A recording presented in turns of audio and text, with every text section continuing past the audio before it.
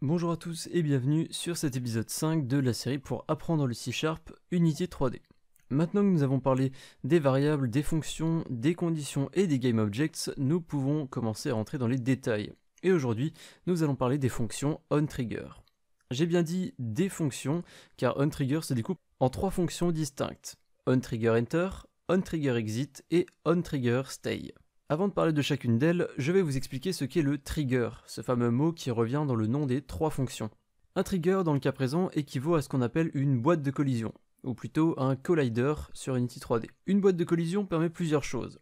Empêcher un personnage de traverser certains objets, détecter l'arrivée du joueur dans une certaine zone, mettre des murs invisibles pour empêcher un joueur de sortir de la zone de jeu, etc. Commençons par la fonction onTriggerEnter. Je pense que le nom est assez transparent. Cette fonction se lit donc au moment où un objet entre dans la boîte de collision, et donc dans le trigger. Voilà un exemple simple. Lorsque mon joueur va entrer dans la zone rouge, un message apparaîtra dans la console indiquant qu'un objet est entré dans la zone. Vous remarquerez que si un autre objet que le joueur entre dans cette même zone, un message apparaîtra quand même dans la console. Donc ce script n'est pas relatif qu'au joueur.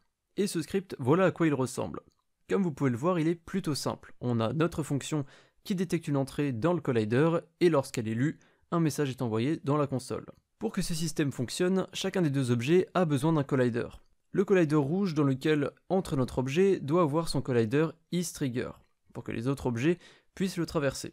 Sans ce collider, les objets ne seront pas détectés et sans cette case isTrigger cochée, les autres objets ne pourront pas entrer à l'intérieur et donc pas de détection possible. Dans le cas présent, le système n'est pas des plus pratiques. Imaginons que nous voulons afficher un message dans la console lorsque le joueur entre dans la zone.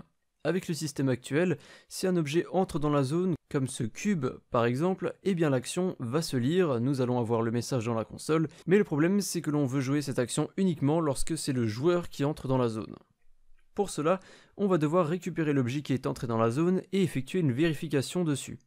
On va donc ajouter collider, call, entre les parenthèses, donc on va prendre un collider qu'on va appeler call en argument. Cette expression call peut être remplacée par n'importe quoi d'autre, mais dans la documentation Unity on utilise ces 3 lettres call qui viennent de collider, donc je vais utiliser les mêmes exemples que la documentation officielle. Ce call correspond donc à l'objet qui entre dans la zone. Dans cet exemple, je vais envoyer un message dans la console uniquement si c'est le joueur qui entre dans la zone. Ajoutons donc une condition qui vérifie le nom du joueur. Maintenant, si je réessaye, vous voyez qu'aucun message n'apparaît dans la console lorsque le cube tombe dans la zone. La fonction est bien lue, mais la condition n'est pas validée, donc pas de message envoyé. En revanche, si c'est le joueur qui entre dans la zone, on voit que le message apparaît bien. Vous pouvez donc faire une infinité de vérifications sur les objets qui entrent dans le collider, que ce soit leur nom, leurs components, leurs variables, bref, tout ce que vous voulez. Passons maintenant à la fonction suivante, onTriggerExit. Comme le nom l'indique, cette fonction se lit lorsqu'un objet quitte la zone. C'est en fait l'exact inverse de la fonction que nous venons de voir.